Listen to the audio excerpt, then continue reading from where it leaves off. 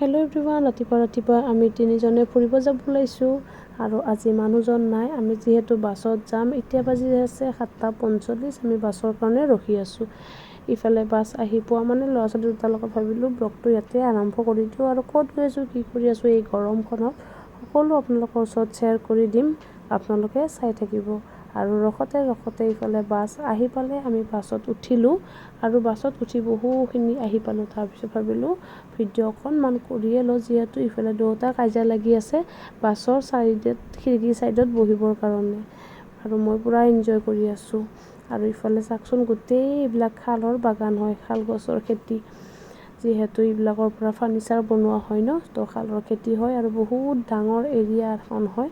যিহেতু ভিডিঅ' কৰিব গ'লে বহুত টাইম গুচি যাব, গোটেইখিনি জেগা যদি মই ভিডিঅ' কৰিব যাওঁ, চ' অকণমান আপোনালোকৰ ওচৰত শ্বেয়াৰ কৰি দিলোঁ। বহুত ধুনীয়া ঠাই আৰু এইখিনি জেগাতে ৰাতি পাৰ হ'বৰ কাৰণে সকলো মানুহৰে ভয় লাগে, যিহেতু একো বহুত দূৰলৈকে ঘৰ দুৱাৰ নাই, ডকাইতো আহে সেইকাৰণে। আৰু ইফালে আমি বাছৰ পৰা নামি ঘৰলৈকে যাবৰ কাৰণে অকণমান খোজকঢ়া ৰাস্তা আছে, তো সেইখিনিতে আমি উঠি ল'লোঁ টমটমত। ইফালে মোৰ বেটী ৰ'দটোত বহি লৈছে, বহুত বেছি ফূৰ্তি হৈ আছে, কাৰণ য'ত গৈ আছোঁ তাতে সিহঁতে যাবৰ কাৰণে বহুত বেছিয়ে ভাল পায়। তো ক'ত আহি পাইছোঁ আপোনালোকে চাই। আমি ধূপধাৰা এই গাইছ আহি পালোঁ।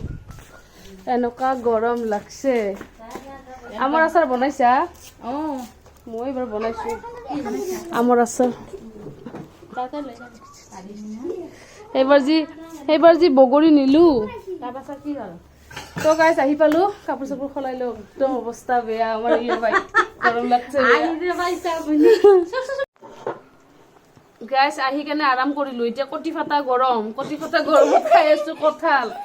কি ধুনীয়া কঁঠাল। নাখায় ফল মূল, আমাৰ বাহিৰে একো নাখায় মোৰ ছোৱালী দুটাই। আপোনালোকে খাবৰ কাৰণে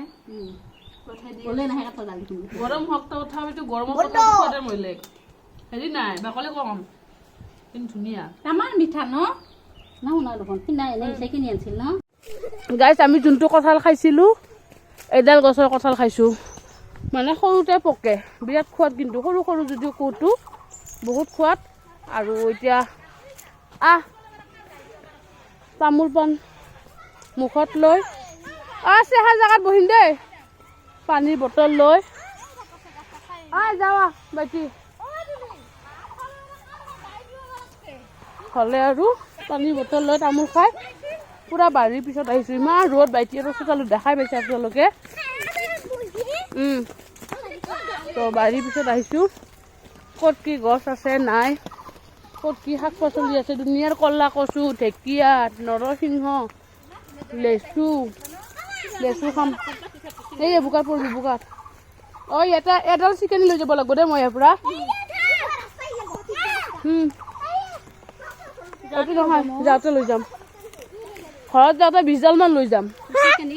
চিকেনি এটা নোহোৱাৰ কাৰণে মই ইহঁতক ৰাখিব নোৱাৰোঁ আজিকালি। অ' মা,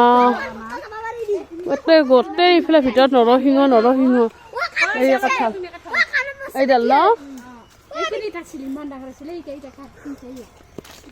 ইফালে এতিয়া বাৰীৰ পিছত আহিছোঁ। আজি বাৰীটো আপোনালোকক ভালকৈ নেদেখালোঁ, নেক্সটটো ব্লগত আপোনালোকক বাৰীখন দেখাম। এতিয়া বহু ইফালে ইটাৰ ভাটি আছে, শাল বাগান আছে, বহুত কিবা কিবি আছে। আজি ব্লগটোতে গোটেই নেদেখাওঁ, আজি ভিডিঅ'টো ইয়াতে শেষ কৰোঁ। এটা ব্লগত এটা বস্তু দেখাই যাই থাকিম আৰু গাঁৱৰ পৰিৱেশ কেনেকুৱা, ক'ত কি আছে, আমাৰ বাইদেউৰ ঘৰত সকলো আপোনালোকৰ ওচৰত শ্বেয়াৰ কৰিম। আপোনালোকেও এনজয় কৰিব। তো আজি ভিডিঅ'টো ইয়াতে শেষ কৰোঁ। যদি কেনেকুৱা পালে জনাব। Bye bye.